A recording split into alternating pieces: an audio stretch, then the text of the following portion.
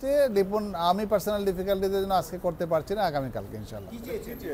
এই তো not today চেয়েছি, না ওখানে চেয়েছি যে নির্বাচনটা হয়েছে সেই নির্বাচনটা অবৈধ টাকার লেনদেন হয়েছে এবং যথেষ্ট প্রভাবান্বিতভাবে নির্বাচনের ফলাফল নেওয়া হয়েছে, সেখানে ভোটেরও গরমিল ছিল, যার ফলে এই প্যানেলে যারা নির্বাচিত হয়েছে তারা বিশেষ করে সাধারণ সম্পাদক পদে আমরা স্টে চেয়েছি।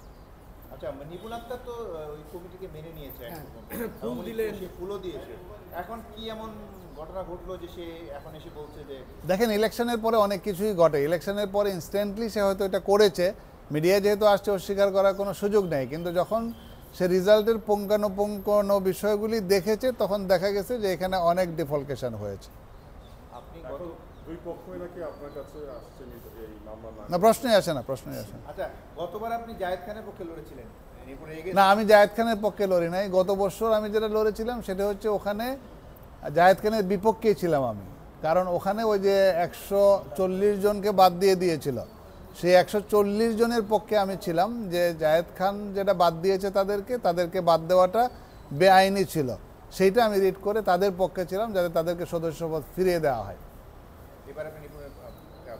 এবার নিপুণের পক্ষে। নিপুণের এখানে মূল অভিযোগটা কি, মানে সে কি যুক্তিতে এটা করবে? এটা আগামীকালকেই বলি, আগামীকালকে। মক্কেল দেশে নেই, মক্কেল পাওয়ার অফ অ্যাটর্নি দিয়ে গেছে, মক্কেল ওকালতনামা সিগনেচার দিয়ে গেছে, মক্কেল চলে আসবে।